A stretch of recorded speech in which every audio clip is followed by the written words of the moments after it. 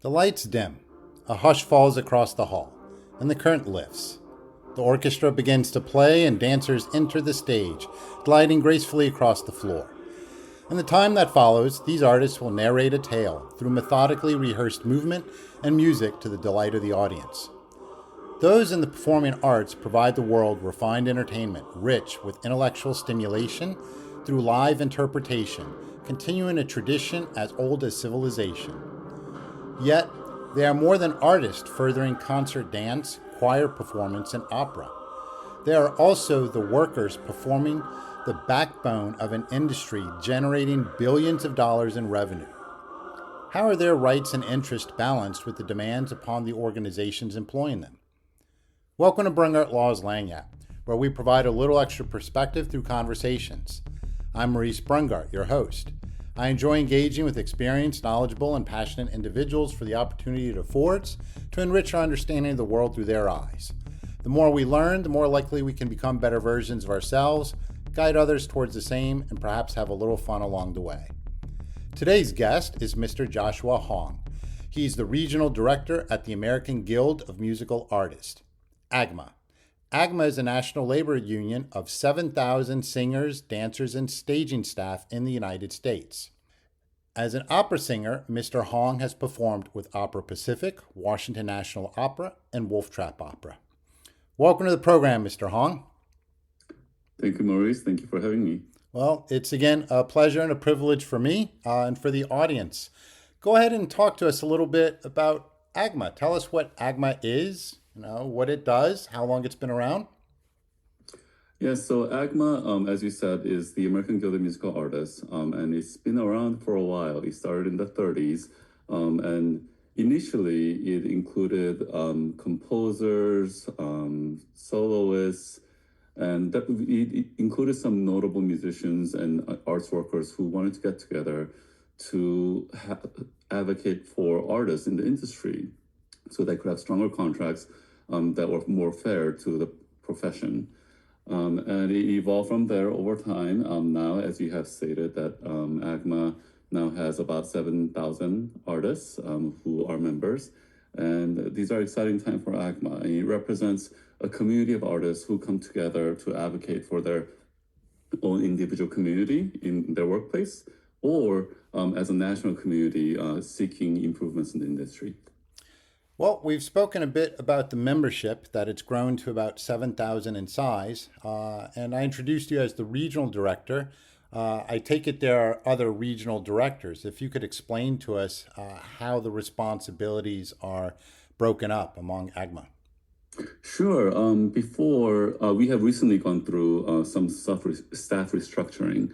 Before, we used to have a team of two people who would cover certain area of companies, maybe 12, 13, maybe 14 companies. We have moved from there to each regional director covering slightly fewer companies.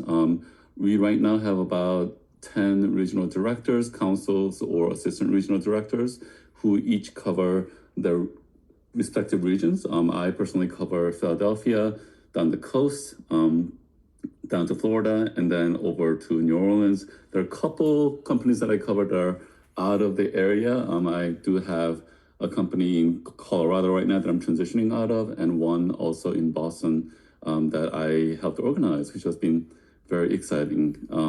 But usually we have more cogent areas that we cover, and the regional directors will be all, wrap around the unionists who can negotiate or file grievance in arbitration if necessary, and support the artists in their day in and day out work at their workplace. Well, let's take a step down memory lane for a moment, Sure. considering that you also are an artist, and that's what you did previously before representing them. Tell us how you got into this field. Oh,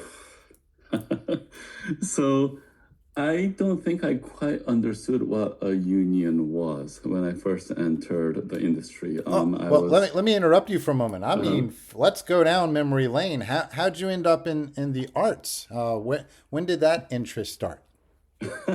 I guess that's accidental as well. The interest started Mostly in high school choirs. And I really enjoyed being in choirs. Bit of a side note, I was a bit of a troubled child when I was in high school, but I always enjoyed choir, and I hadn't realized how much impact that was making to me. And that enjoyment, that working with your fellow students, creating music, creating beauty.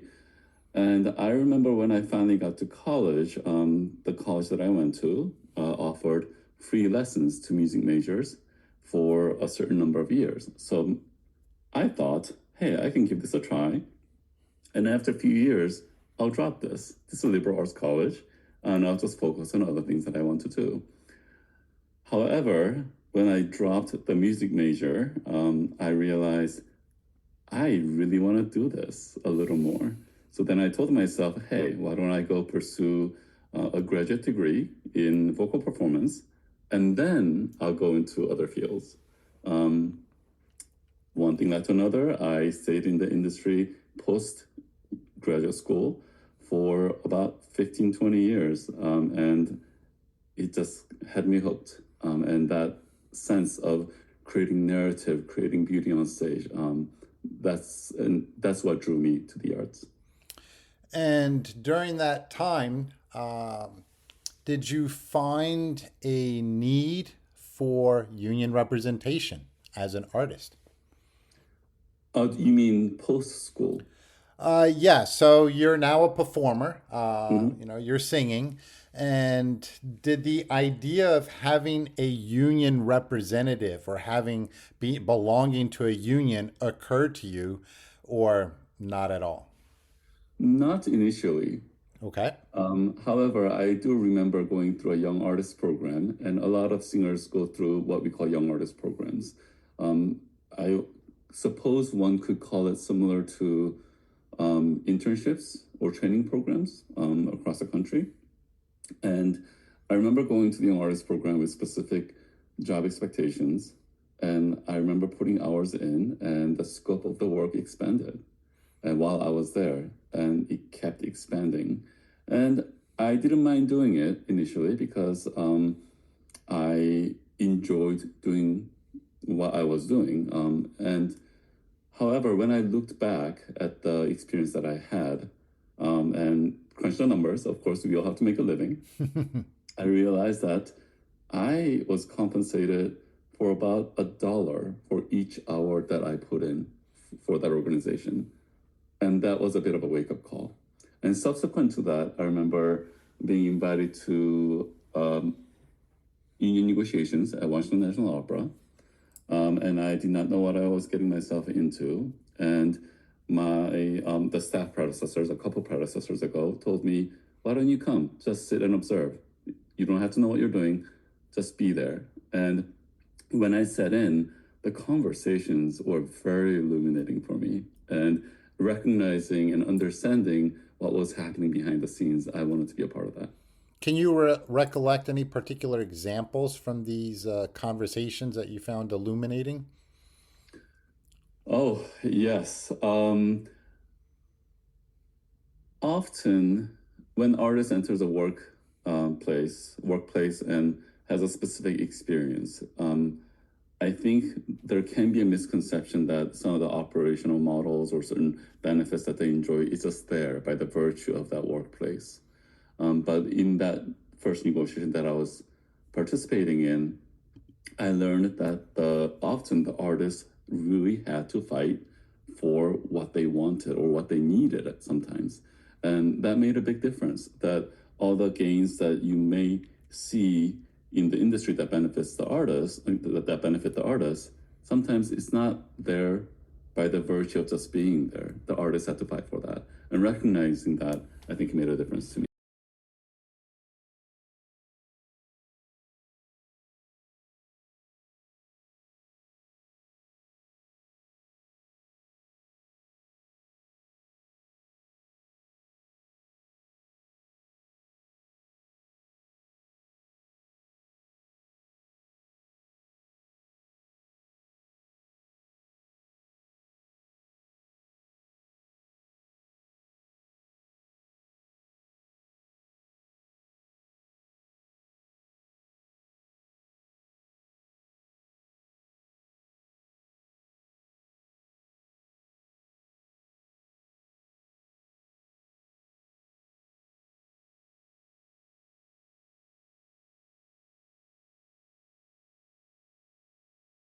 So, Mr. Hong, as a young artist, do you think that people who are new to this profession, the arts, they are, for lack of a better terms, naive or perhaps ignorant of what their rights and their interest or how they can best protect their interest when they are performing? I think it depends, but not necessarily. I was aware, and many artists who enter the industry are aware that the industry is very difficult. However, I don't think artists always realize that they have a say in how they impact the workplace or the industry. I like how you express that. They don't realize they have a say. So compared to say other professions, right?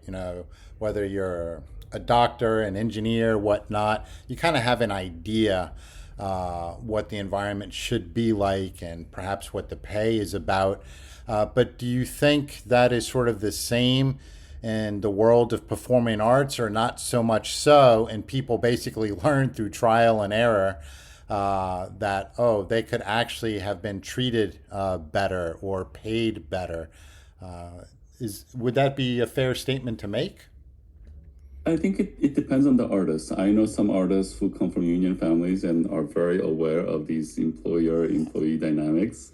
I will say, in my personal experience, I had to learn that through trial and error, and seeing the union at work and recognizing that, hey, when the artists come together and advocate for an issue that they deeply care about, that makes a difference. And I think one thing that I want to point out is often when it comes to employer-employee dynamic, even if you somehow end up with a benevolent employer, there is a power imbalance that is really difficult to overcome. And in the performing arts, where the job security feels so scarce, often you are going a production to production or a contract to contract.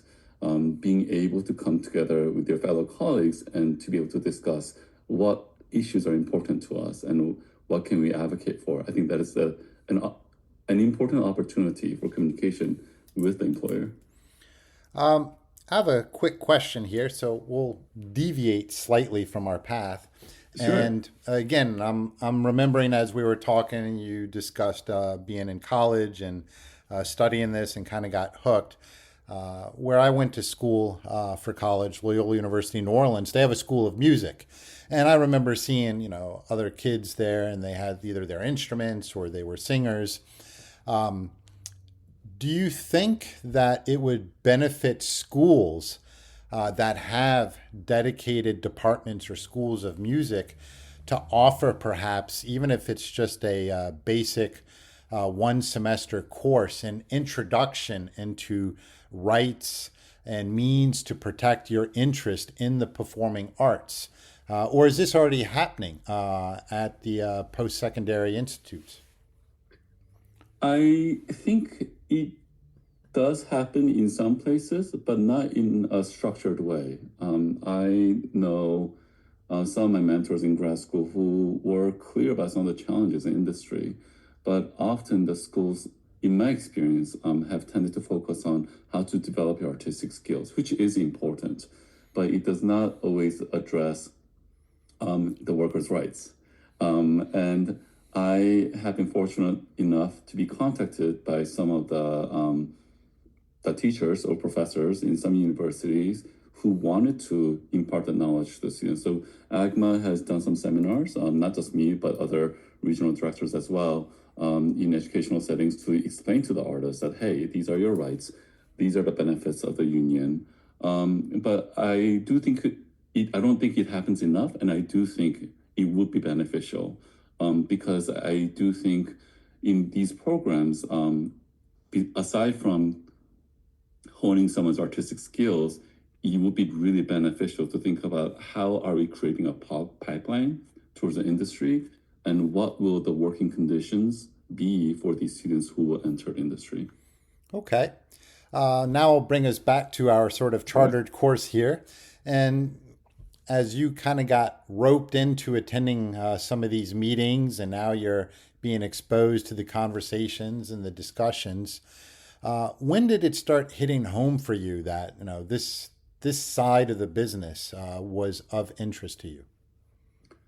Oh, I think every step of the way, I don't know if it was an imposter syndrome. I always felt that, hey, like I don't know whether what I have to contribute is valuable.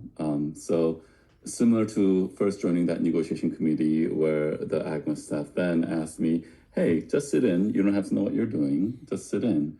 Um, After that, I have had experiences where I was asked by fellow members to consider running for what we call an area committee. And my initial response was, I'm not sure I know what I'm doing.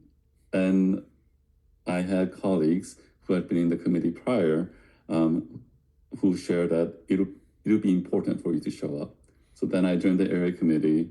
Then in that committee, there was a vacancy for the area chair. And once again, when I was approached, I said, I don't think I know what I'm doing. And I was told, hey, maybe you can occupy the seat for a year, and then we'll try to find someone, within our membership to really take the leadership in this area committee. And while I was there in the capacity of the area chair, COVID happened. Hmm.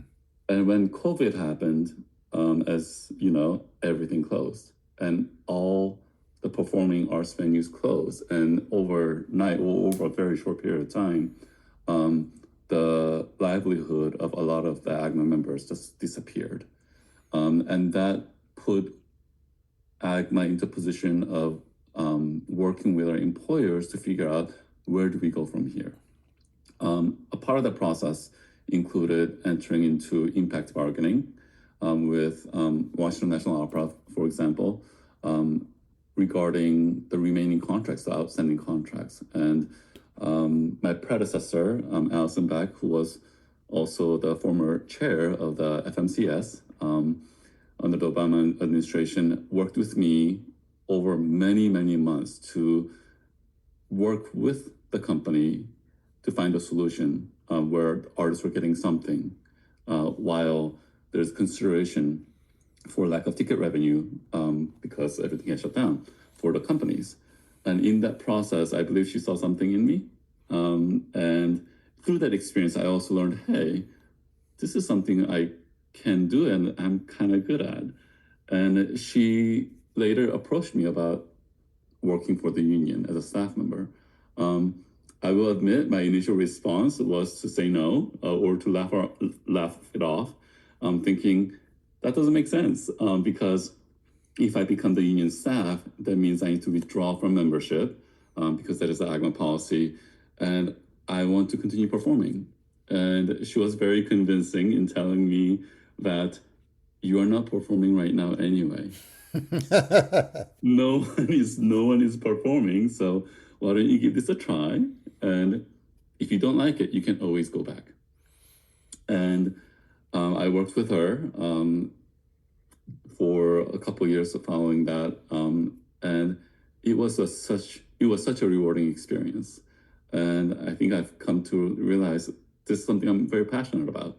I do miss performing, I'll admit, but through this process, being performance adjacent, so to speak, Yes. was still meaningful to me, and I felt that was fulfilling my artistic soul, so to speak. So I think that was good enough. But that's how I found the path into the union staff position.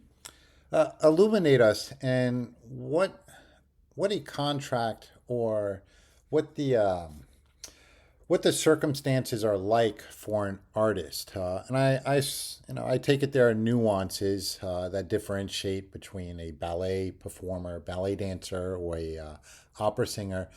But getting to the bare bones of it, generally, how are performing artists compensated? Are they provided a salary? Is it on an hourly basis? Or is it like a specific contract and they're almost like seasonal workers in a way? Are they free agents, so to say, to borrow the analogy from the sports industry? If you could give us a little description of what that consists of. Sure, every contract is different, and there are nuances even within the artist category. Each company may be different in how they compensate the artists, but the general trend in the industry for opera companies is for the soloists or the headliners to come in and out based on the production need, and they either get compensated per production, per performance, or per week. So there are two models of compensation that you will see when it comes to principal artists. When it comes to staging staff, stage directors, choreographers, stage managers, assistant directors, they will typically get paid per week. So they're on a weekly compensation. Although when it comes to creative teams such as stage directors and choreographers, it is not uncommon to see them get compensated per production. When it comes to choristers, they might get compensated per performance, and when it comes to rehearsal hours, they'll be compensated hourly for that production. When it comes to dance companies, what we often see is the dancers being compensated per week, also stage managers and staging staff as well, and they have a guarantee of a specific number of weeks within a season, and that seems to be the norm in the industry. And during this time that they're being compensated, are they being provided health insurance by the company they're employed with or not? That is something we certainly fight for. And generally, the dance companies do provide health insurance, and that is not easier per se, but that is more regular with these artists being year-round employees. And we do fight for that. I believe almost all of AGMA companies cover either 100% or near 100% of health insurance premiums for the artists.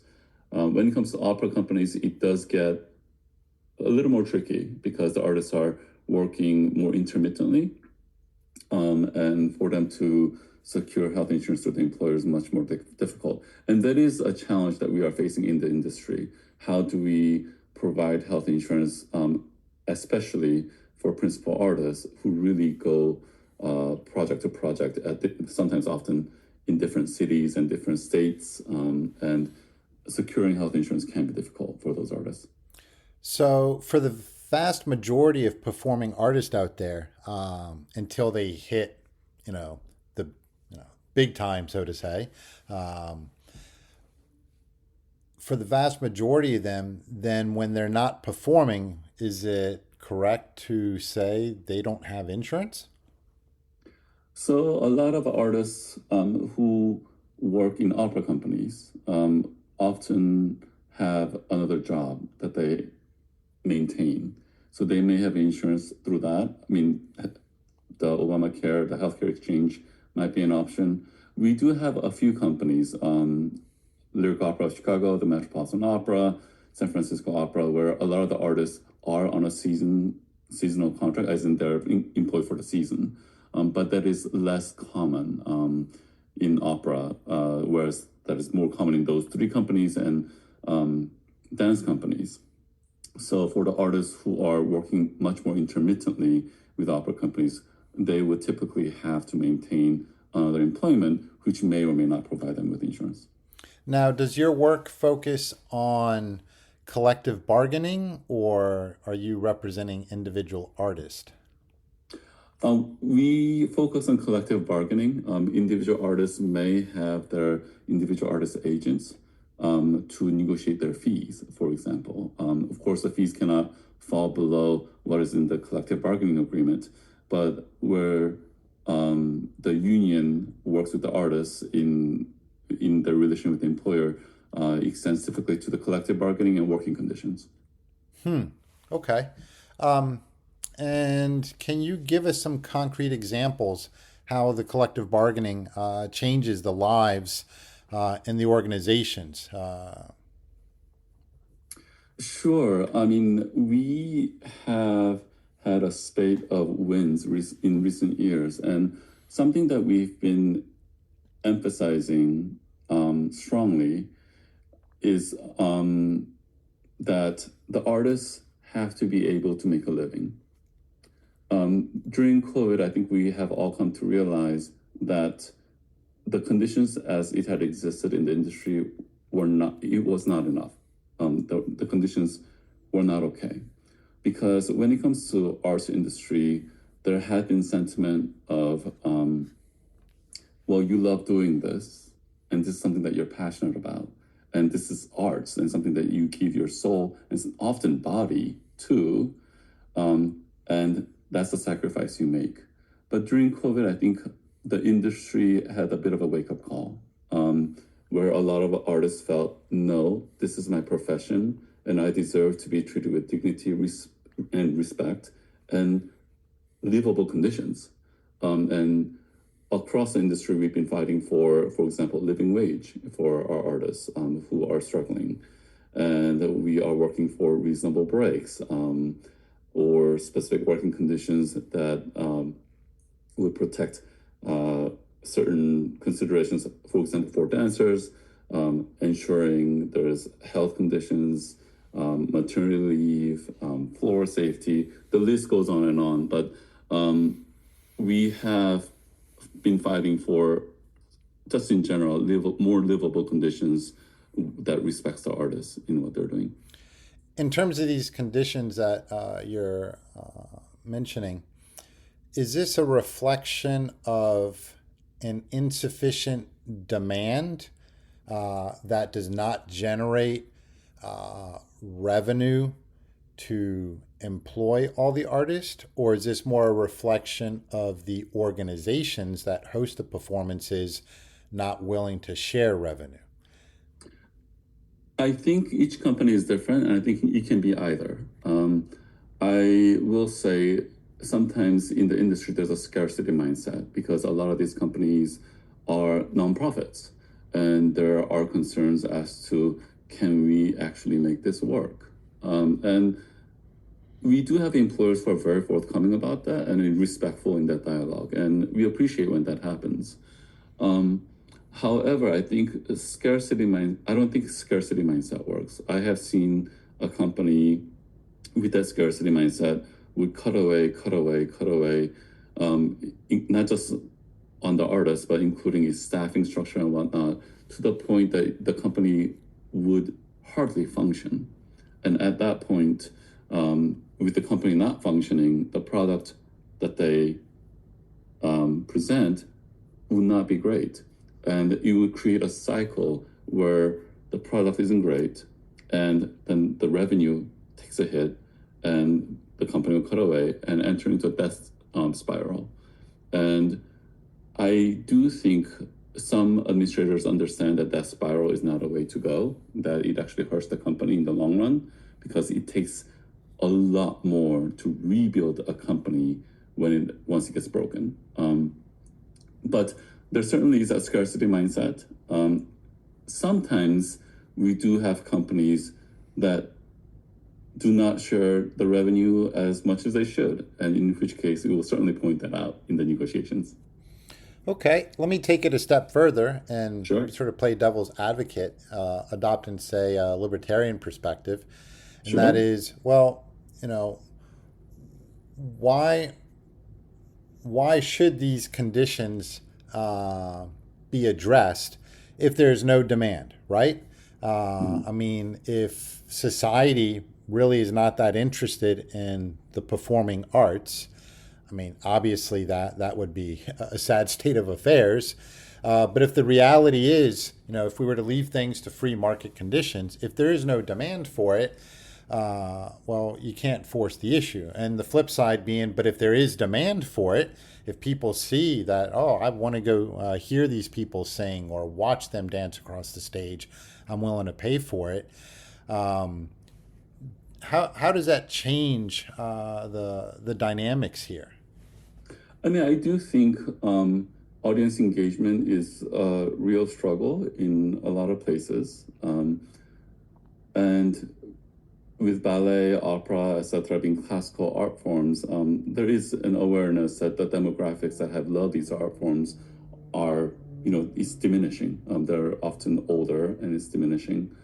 However, I don't think that needs to be a barrier. I think we need to find there needs to be a way where in the industry and recognition that what the artists are creating holds value. For a while, there was a trend in the opera industry wanting to find the relevance to the young, demographics, the young audiences.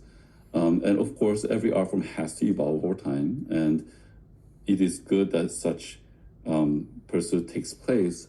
But I remember having a discussion with one general director about the whole idea of pursuing relevance in the general public, and I really enjoyed his counterpoint to what I was saying, in that he felt that chasing relevance didn't work.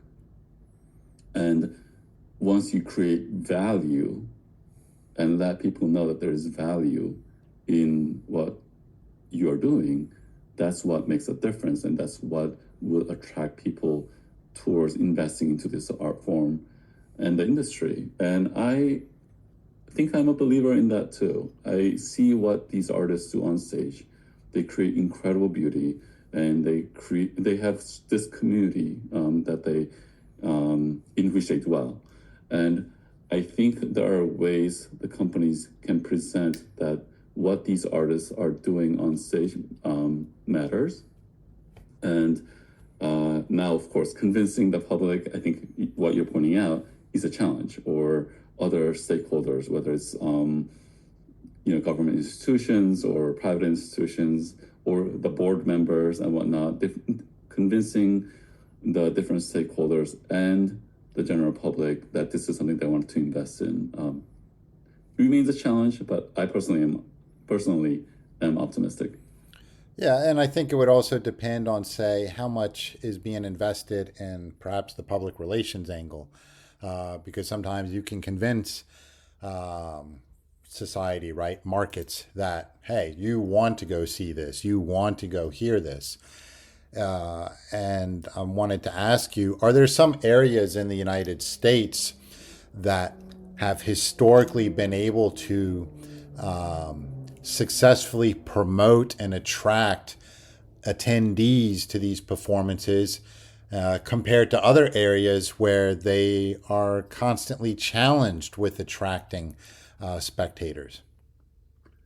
Oof, I think that's difficult to answer because it really varies company to company, area to area, and it does depend on how the company is able to successfully target its locale.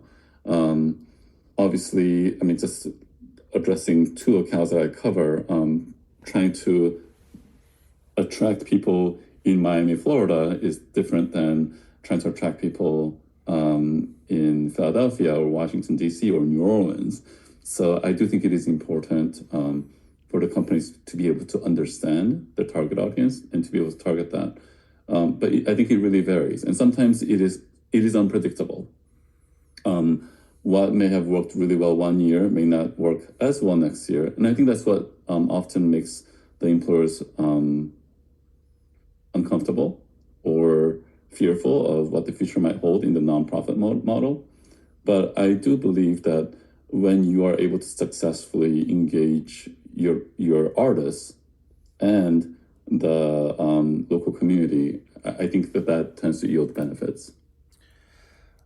Coming back to your particular line of work, for those that might think it's just about the finances, the salary, what are essential non-financial provisions, such as rest breaks, safety, understudy rules, harassment protection, so on and so forth, that tend to matter most to the performing artist? I think working conditions, safe working conditions, I think is so important. And also, going back to what I said earlier, having a say, and because that is a way a company can indicate they take the artists seriously, that they treat the artists with dignity and respect. I do think sometimes there is a tendency to think that the artists are doing what they love and that they'll just love what they're doing. That's okay, but they have their own ideas too. And once again, respecting certain leadership that management might have, it really can make a difference in the workplace when the leadership really wants to listen to its artists. And when it comes to specifics, I mean, I think of many things just immediately come to mind. Proper breaks is important. When it comes to singers, we are working with a muscle that is very tiny in your throat. And once you damage that, it's really difficult to recover. So proper breaks is so important. Dancers as well. When it comes to dancers, I often think about occupational hazard issues, proper shoes, proper floor, temperature, all these things can, or not having these conditions, not having the right conditions can immediately yield injury. And costuming, when it comes to singers, not having certain inhalants that are irritants to your vocal tract. But what really stands out to me is I remember an artist who a few years ago had recently joined a union company. And the artist and I got on a call, I was introducing myself to the artist, and the artist was explaining how excited that they were to be at that company. And they said, and not to have to buy my own point shoes. And when you think about that, point shoes are tools of the trade. And it shocked me to realize that there were employers who were not providing tools of the trade to their employees. And when that can have such significant impact to one's safety. So things like that, I think, can yield results to the artist where the artist can have a safe working condition and also a lengthy career in something that they're so passionate about. Using that as an example, the point shoes, and this particular artist not having to invest in getting his own. Do you think when the employing companies are not providing equipment such as that, it's because they can't, they're financially fragile, or is it most cases they're just nickel and diming the performers? I think it's difficult to say. I mean, I would hate to comment about the employers, the non-union employers who I do not have a relationship with. But either way, I think we have to recognize that these artists are spending they have spent a lot of time training to be at a level that they are, to have that kind of caliber, to be professional singer, staging staff, or a dancer. It takes years of training. And I think if an employer decides, hey, we want to run a company that presents these artists, I do think it's a respectful thing to make sure that it takes care of the artists that the employer engages. Oh, absolutely. You want to take care of your people. And I'm going to ask specifically about some sort of relationship descriptions. But before I get into that, again, going to the shoe example, in my previous line of work, I had the privilege of going to London for the 2012 Olympics. And there I was part of an entity that was supporting U.S. athletes. And the women's U.S. soccer team was going to be playing at Wembley Stadium against Japan. And so I and my colleagues, we had to go meet with the security staff for the stadium. And while we're out there, you start engaging in banter and, sharing experiences. And they were telling us how the stadium is used also for the National Football League. And they'll come play their games there. And that the teams will send, obviously, folks in advance, but that there was a particular piece of equipment that they would use to assess the conditions of the playing field, the pitch, so then they knew what kind of cleats the players needed to wear. And all I could think of is, oh my God, somebody designed a machine to do that? I mean, that is a level of specialization that is a result of an entire ecosystem that is formed over time. So extrapolating from that to the performing arts, and I'm asking you to go out on a limb here, but why do you think such an ecosystem has not developed in the States? Not necessarily on the same level with sports, but at least comparatively speaking, to be at a much higher level than what it is now. I do think some of that does exist. I mean, we have companies that provide, say, sprung floors for dance companies. There are some brands that are known. So I do think some of that does exist, and that is interesting that you should mention that because dancers often can tell the difference when they perform on different stages because of difference in the floor. For me as a non-dancer, I wouldn't know, but Okay. they can tell difference how the marley is laid and how the floor is laid. There's a company that actually takes its floor everywhere on purpose, so there is a consistency of the artist's working conditions. So I think some of that does exist. I don't know what the standard is as to what would be most comfortable to the artist. I think there's also subjective preference for each artist as to what like certain hardness of the floor and whatnot, what they prefer. I mean, granted that the floor is sprung, but that is an interesting question. I don't know if there's a specific standard that is used that's that's more standardized, that can be more standardized, and than what already exists in the industry. Well, what I mean by the ecosystem, and so not Mm-hmm. so much the standards, but if we think about it, so the NFL is Mm-hmm. made up of all the various teams, Mm-hmm. and they all have this sort of detailed support staff and Mm-hmm. equipment to you know ensure the athletes are taken care of so they can perform at their highest ability, obviously, so the team can win and the team can obviously generate even further revenue.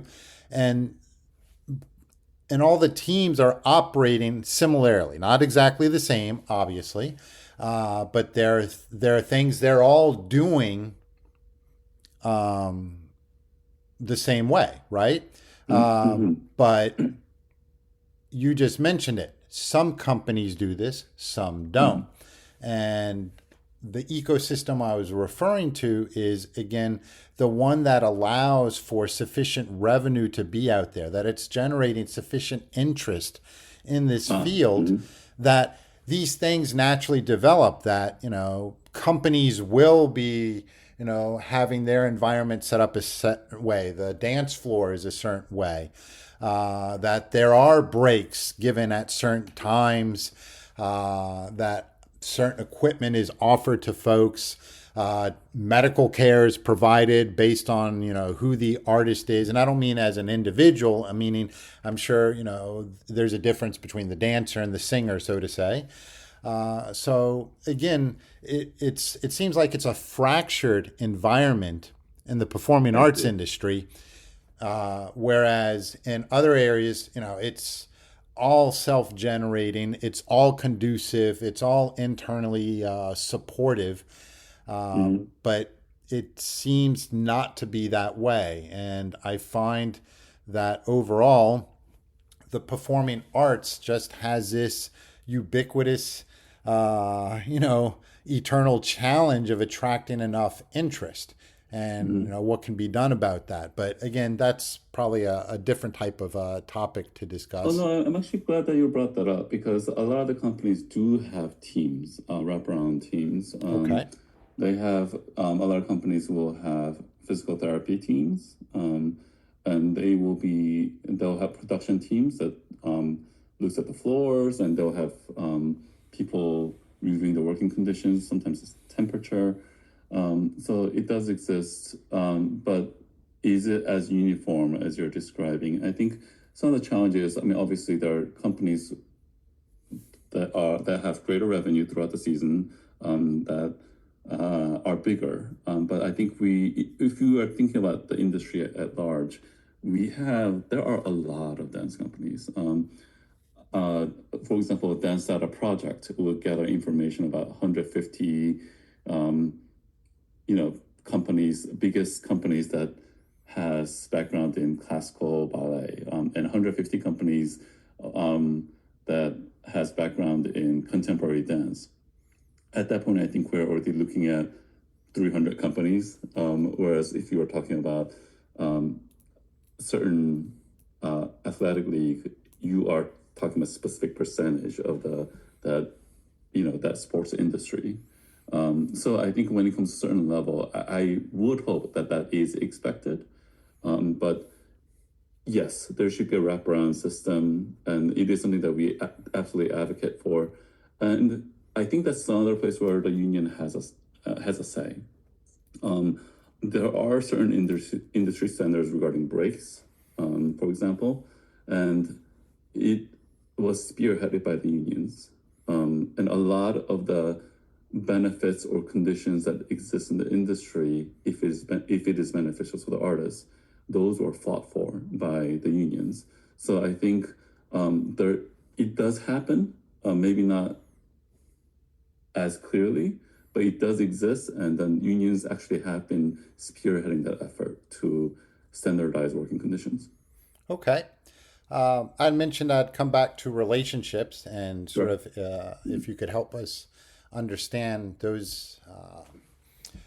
that environment, so to say. So, as an example, when you're using the word company, you're referring to, say, something like the Washington National Opera, right? As an Sure. example. Okay. And so, you being a opera singer, tell us a little bit about the people involved. So, you have the Washington National Opera as an institute or institution, but then you have the opera singers, such as yourself. So, are the opera singers actual employees of the company, or are they just contracted for the performance or for that season? And then is there an intermediary? For example, is the director an employee of the company, or is he part of on a separate contract? Again, if you could give us a little sort of explanation how that works. Sure. I mean, I do think some people think these opera singers may be more of freelancers, so to speak. And I think that's embedded in the nature of the industry where the artist is going from work after work. I do believe that all singers are employees because when it comes to who controls the working conditions, artistic direction, and whatnot, it really is mostly the institution or the employer. It does not mean the artists who come to a production does not have a say, but ultimately it is the employer who holds the control regarding specific directions of the company.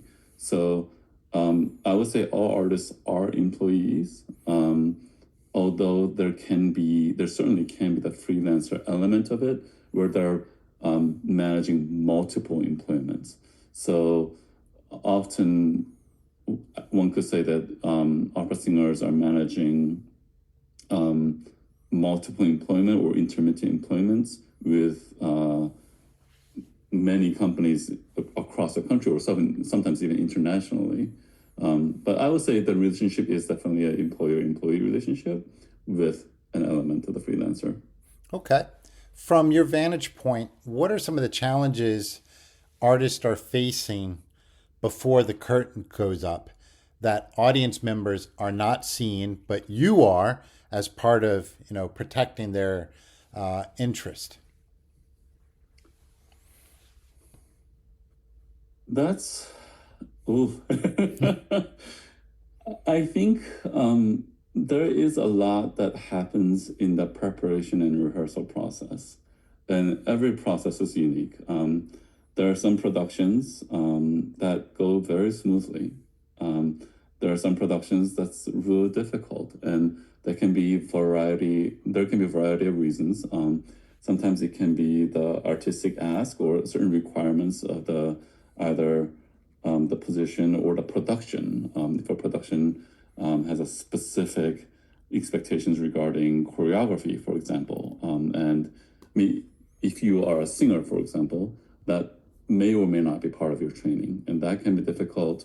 Sometimes, of course, with any group, any number of people coming together to work, there can be personalities that can be difficult. When it comes to, and it also depends on the scope of the production. I mean, some opera productions can be very small, just a handful of people, whereas some opera productions will have 100, 200 people. And that gets messy in an organized way, but still, there are many people to track. If a company is, there are companies that manage those dynamics really well, and it is the responsibility of the production department to manage that. But just when you have a lot of people, I think there are more variables. And with the dance companies as well, the experience that the artist might have in a specific dance programming versus the next programming can vary widely depending on who they're working with, what choreographers, stagers they're working with, even though there may be a consistency of a specific experience with the artistic staff and artistic director. So I think there are variables of what artist experience is like before the curtain goes up. How granular can some of these contracts get? So, for example, does it get to the point in a contract, say for opera singers, okay, yes, we'll definitely pay you so much, give you these benefits, take care of your Mhm. health insurance. But when you're doing these performances, you all that are in group A and you all that are in group B, you need to hit these specific notes. And failure to do so means you've broken the contract. Can it get that granular?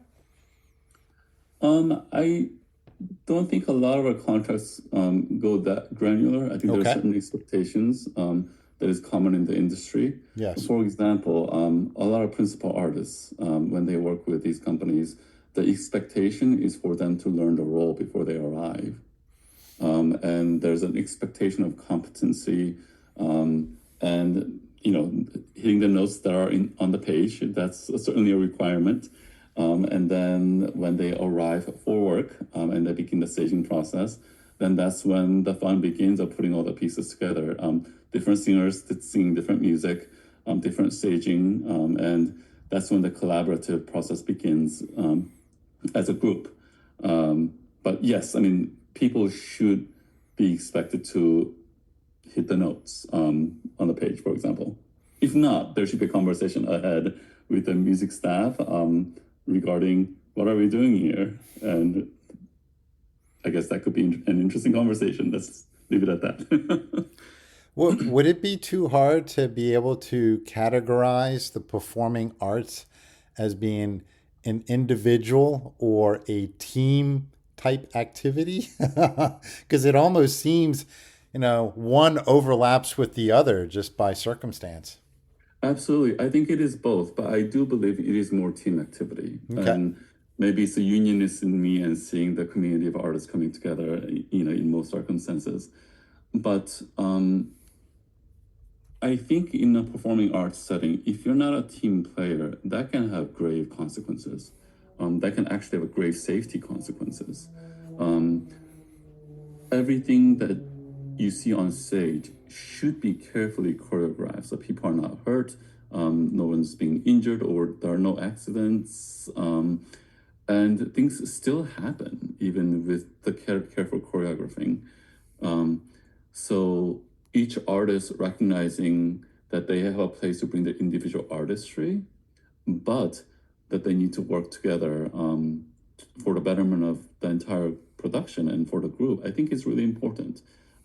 Whether that is strongly embedded into one's psyche, I think it probably varies by each artist. Um, but I do believe when it comes to putting on any production of opera or dance, it is a group effort. It takes a team, not just the performers, but the staff that makes it possible as well. As an attorney and as someone who's worked in also law enforcement and security, you know, to me it was always important trying to identify as we would say in my previous job with the government, know where the X is. The X is the bad spot where you don't want to be. And you never want to be on the X. But if you're going to be on the X, you want to try to get off of it as soon as possible. From your perspective, what mistakes do you find performing artists make in perhaps not recognizing an X in time that they're going to find themselves on, and they're exposing themselves to risk, and not necessarily just physical risk, right? Employment risk. So through their own poor decisions. And the flip side of that, now, what mistakes are companies making in their relationships with performing artists that is precisely putting now the integrity of the entire company on the X? Sure. No, I really appreciate that. I think often there can often be a breakdown of communications, what the expectations are, not just regarding what notes you're able to hit, for example, or what choreography you're able to perform, but a certain culture that you should really embody in working with a company. And I mean, that's another place where I think labor unions come in. Labor unions fight for safe workplace. And the safe workplace does not only have to be the physical safety, but I do think there has to be an understanding in the artistic setting. There has to be a culture of safety where everyone feels safe to come to work. And I think there's a way the company and the union can come together in having that conversation. How do we promote that? How do we communicate to the artists in a way that the artist understands that these are the expectations? And that's where a lot of the joint labor management committees can be very helpful. A lot of the companies I cover, we have joint labor management committees to discuss whatever issues that we want to discuss. It can be a contractual issue, but it doesn't have to be, because that provides an avenue through which both the employer and the community of artists can have a conversation about what do we want to see, how can we make things better. So it becomes a bit of a regular check-in, like you might have with the regular relationship therapist check-in, I don't know. So this is a relationship, and I think when the company and the artists, the community of artists can be aligned in saying, this is what we want to create, how do we get there? And with that in mind, a lot of the companies that I work with do create certain community standards or conduct expectations. And often we have worked with the company in creating that. So the company can create the organization-wide policy where it is really promoting health and safety of the artists and having certain expectations of standards, professional conduct that can be in the workplace. A lot of your comments, they allude to what I would describe as implications for an artist's physical health, whether it's injury or perhaps harassment. Is this, how much of an issue is this in the performing arts? I think the industry is evolving. I think past few years, the industry has come to recognize that this being a classical art form, there have been certain groups of artists who have been marginalized, whose voices haven't been heard as well. And that's something that AGMA as a union, national union, has been pushing hard we've been pushing hard to create environment where everybody feels welcome and safe and included and taken seriously as internal stakeholders in the organization. So I think the change is happening. I think similar to the society at large, there's a greater awareness of, hey, we can create a space that's better for different stakeholders or different experiences, people with different backgrounds. And I think the industries are working on that right now. So I think it's an evolving situation, if that makes sense. And I'm really excited to see where we may land because we have seen a lot of strides and improvements from in a lot of companies. If you could share with us what you've observed that, especially if there might be, for purposes of this episode, representatives of companies listening or for performing artists, Mhm. what you've observed, whether as a company, what they're doing well in terms of their relationship or communication with performing artists that allows them to avoid potential contention in a labor environment. And likewise, what artists are doing well in terms of their interactions with the companies, so they're also not creating a contentious environment. Could you provide some traits, institutional traits or individual character traits that you find really create these successful, productive environments? Where Absolutely. we don't really have to come in and say, okay, well, here's the bargaining agreement we all agreed to. No, they, through their practices, are actually living up to what the expectations are. Absolutely. And I give a lot of credit to my predecessor, Alison Beck, for mentoring me in this regard. I had understood the labor management relationship to be not, if not entirely, not adversarial per se, but I had some contentious labor management relationships. Um, but when I worked with her, what I saw her do often was to set the tone. We were going to assume good intentions, and we're going to start there. And I think there's often perception in when it comes to labor management relationship that it's just by nature adversarial. And I think it can be. I mean, obviously, there's history of contentious labor management relationship in history. I mean, in the U.S. Yes. However, I think often what we don't hear about are relationships that are not controversial or adversarial. And what I often say with the artists that I work with is that being in a union means that you can come together and fight for what you need or want, but not everything needs to be a fight. And there's a space where both management and the community of artists can come together and to have that communication, be willing to listen to each other, like active listening, and see what each other have to say. We might disagree on some things, and that's okay. And we might have strong disagreements, or we might have competing interests regarding, say, increase in salary versus how much revenue that they want to spend in expenses for labor. That's there by nature.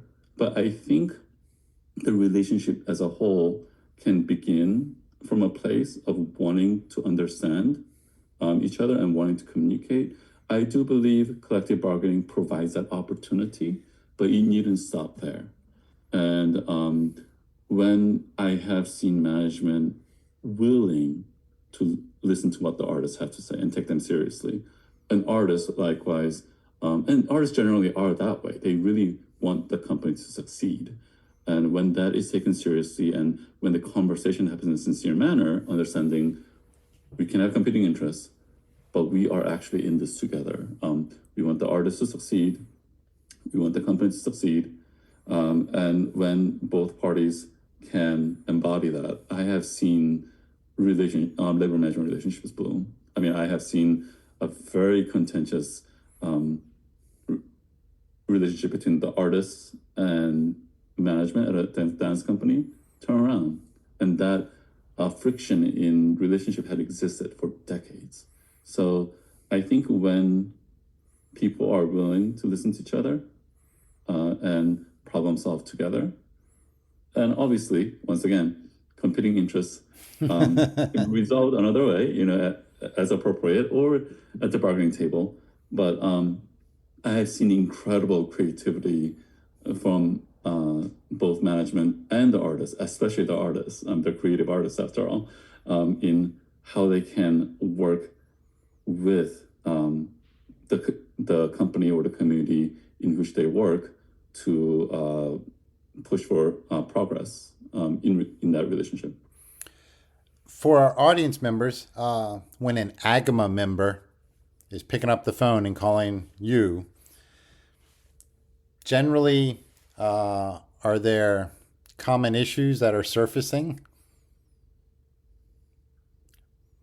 I think when it comes to artists reaching out to me, I mean, often it's the questions regarding their, contract agreements, wanting a guidance on how to navigate specific situations, or another common thing is like membership questions, like, hey, like, can I double check about my membership requirements, how to navigate this? We tend to be the first line of contact, first point of contact for the artists in our respective companies that we cover. So yeah, we get those a lot. Well, when they're asking you about a particular aspect of the agreement, I assume this is because some issue is surfacing. Are there, again, issues that surface with a certain frequency? I think each company is different. And opera company issues at opera companies can differ from dance companies. Um, I mean, I will say industry-wide, I have seen challenges with the artists and scheduling for dance companies specifically. And that is so critical for the artists to be able to anticipate what they need to do and to be able to pace themselves because these are elite athletes. Okay. And elite athletes need to be able to know how they can pace themselves and protect their body and health, and mental well-being sometimes, because when you're burnt out, oof, not a good place to be. When you're looking at your regional portfolio, are there any common patterns that you've identified? I think the patterns exist more in the industry than the region. Okay. Actually. So, yeah, so the dance companies would have specific challenges more so than that are different from the opera companies. I mean, they're both, but when it comes to challenges, there'll be industry challenges, and then there are specific regional challenges that are very different. Once again, like the different locales and the working environment and the culture in Atlanta, Miami, Philadelphia, DC, that'll all be different. But yeah, the challenges are more industry specific. In terms of challenges and worker rights and whatnot, have there been instances of, say, people with disabilities or physical handicaps demanding access to, say, the dance stage, or an individual that has had hearing or vocal issues? They're deaf or actually perhaps not completely mute, obviously, but they want to try to perform, ironically speaking, as a singer or in some capacity. Have you had issues of this kind surface? Not really, because when the artists are at the level of working with AGMA companies, there really are artists who are at the top of their game. Obviously, there can be accommodation requests that are specific. I mean, I think for when it comes to dance industry, being able to perform specific choreography or reasonable, levels of competence regarding performing choreography, that's an essential part of the job. Same with singing. So I think those are expected that the artist can perform that. But if the artist has specific needs regarding accommodation, and that can be anywhere from being able to have, seating, like chairs to sit. That can be an artist being able to drink water at a specific intervals. That can be artists who's on a wheelchair having a specific access path and whatnot. So it varies. But when it comes to artists who would struggle to perform the essential functions of the job, requesting accommodation for that, I don't think that's very common. We do have systems in a lot of collective bargaining agreements where there is evaluation of some form. So that provides an opportunity for the employer to let the artists know where they think they stand artistically. And if there are concerns, that can be communicated in such settings. And there's a specific process that would change depending on the company, that the company can pursue to have clarify any expectations. And has there been a an effort to include people with, say, particular handicaps or disabilities, a means to integrate them? They have the talent, but being able to find the role for their talent. So, say, for example, someone unfortunately may require use of a wheelchair, so they won't be dancing, but they may have some vocal ability and to be able to perform as an opera singer, or say, even in a very unique situation, a dancer who's actually blind, and maybe just legally blind. Have you encountered situations such as that, where people with certain physical challenges in their lives are still able to perform within this industry? When it comes to dancers being legally blind, I don't think I've come across that scenario. I think with dancers in general, my experience has been that the being able to navigate the space is incredibly important, and very specific, and that can be a safety issue. And sometimes when that goes awry for any number of reasons, that we end up with injuries, and we have seen that. So I don't think I've come across that, but I definitely have seen companies where they accommodate people with wheelchair or things like that to make sure that production can work with the artists in the setting. If a mayor or a city council member were to ask you, what can we do to better support the performing arts in our city? Assuming they have the resources, because every city is different. Some are in good times and some are in bad times. What would you answer? How would you reply to them? I do think that we do need greater support towards the arts, and that means funding. And there are a lot of companies that are trying so hard to create the community, invest in the community by creating these jobs, and providing artists with working conditions that are that treats them with dignity and respect. And I think that is so important. And when it comes to arts community in any given city, I think that really gives that city or the locale a certain soul. I mean, we often think about New Orleans and jazz, right? And I think there is a way the way local governments, whether city, county, or metropolitan area, that can invest into these companies, and some do, but I will admit some companies exist in the area where arts funding is dire, and they really try, and we appreciate when these companies go out of their ways to treat the artists fairly, despite some of the challenges that they face. Do some companies at times support other companies when they're facing difficult times? Not that I know of. I mean, I know companies often engage in co-productions Okay. to make sure that they're, decreasing costs, they're working together. Also, a company might provide, a production to another company, either sell it or rent it at a discounted price if they wish. But those details are usually hidden from me. So I'm sure that may exist, but I'm not as privy to that. Out of curiosity, how do you prepare when you're going to probably have to say no a lot during a meeting with management for a company, but you're trying to look ahead and preserve a relationship? That can be difficult. I think when the artists really understand what the employers are wanting to do, and that and they're approaching this in a respectful way, the artists tend to be more open-minded about what management has to propose. If there is respect towards artists' working conditions, their experience at the company.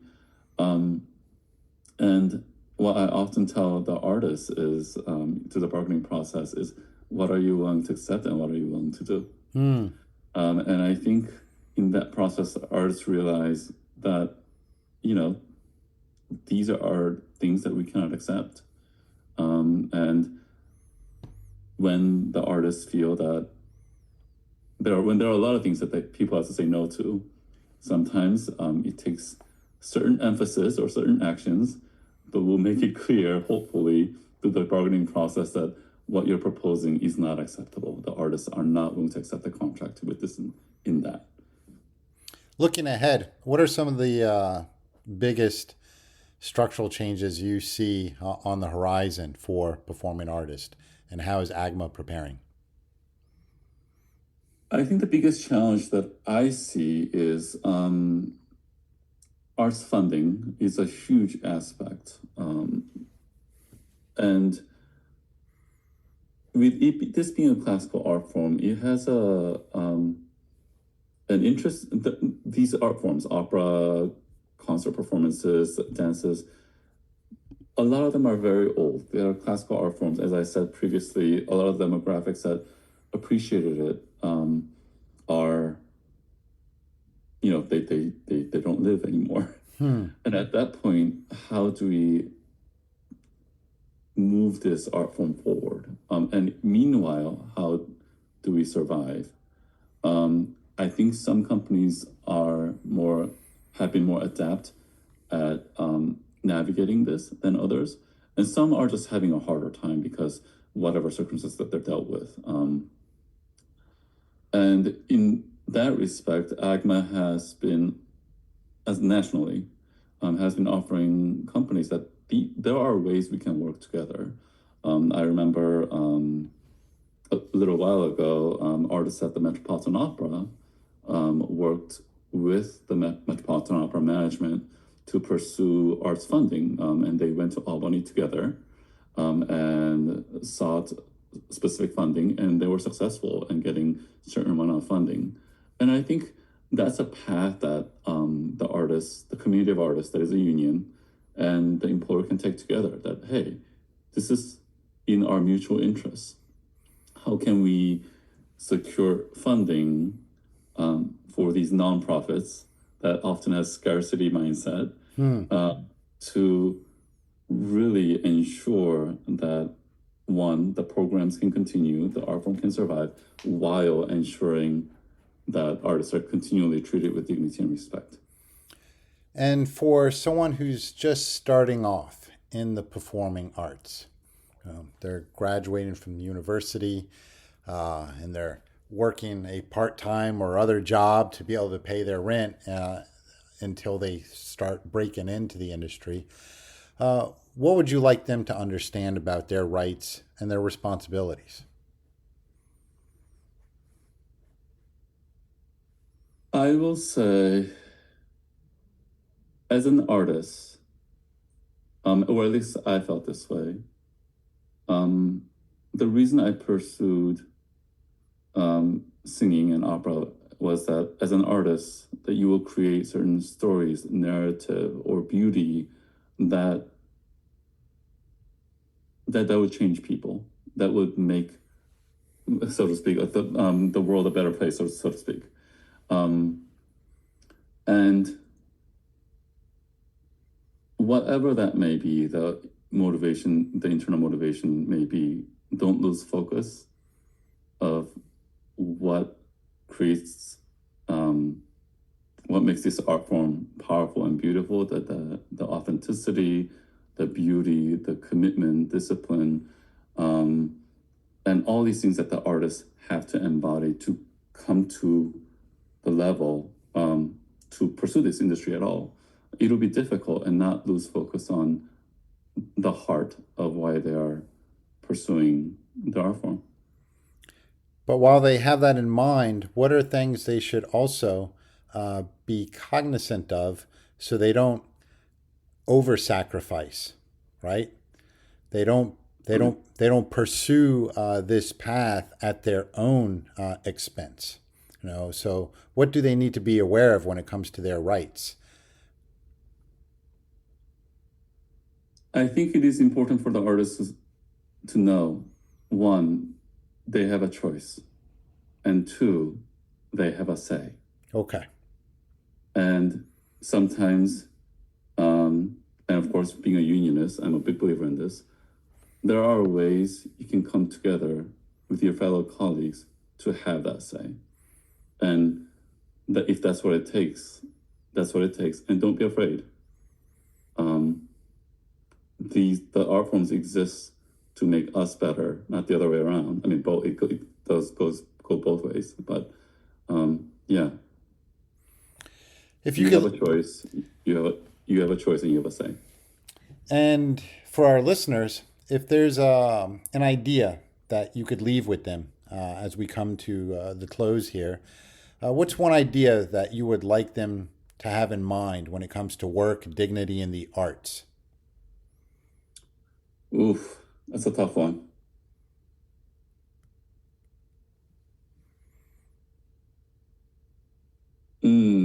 I'm thinking of two things. One, and I know you said one idea. One is that I hope these artists, I hope the listeners will understand that in whatever locale that they're in, there is a community of artists that work together, alone or together, to create beauty and to create something that is often really transcendent. And I hope people will find that. I remember a quote that's often attributed to Churchill about cutting arts funding, and Churchill saying that, then what are we fighting for? And I think there's a core to arts that reveals who we are as human beings. Also exemplified with the age of AI that we live in. We've seen a lot of AI slops, as people call it, I believe. And I remember someone commenting that, hey, AI is supposed to be there to ease our labor so we can create more beauty.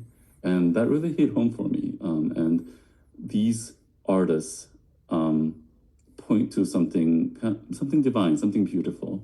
And I hope the listeners will tap into that. The other one I do want to touch on when it comes to dignity and respect. As the artists pursue these professions, it can be impossibly difficult. The profession, the discipline that is required to rise to the highest level of the artistry is difficult as it is.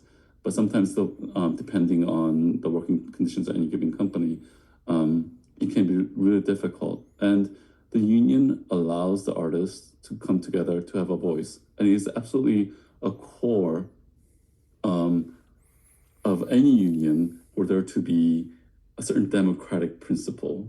And for the artists to come together and to say, we want to say, I think it's so American. It is so democratic, and it is so powerful. And I hope there's an understanding that when these artists come together to do this, it is because they care about the art form, they care about the industry, and the artists will rise to something greater than themselves when we allow more space for them to come together and advocate for the industry. Mr. Hong, thank you for your time and insights. A special shout out to all the performing artists that are out there, to the support personnel that are maintaining the logistics for them, that keep the cultural torch burning. To our listeners, thank you for joining us on Brung Art Laws Langat, where we provide a little extra perspective, because the devil's always in the details. Please join us again next week and invite others to follow along. Give us your feedback and suggestions via the link as well. Mr. Hong, again, gratitude. Thank you.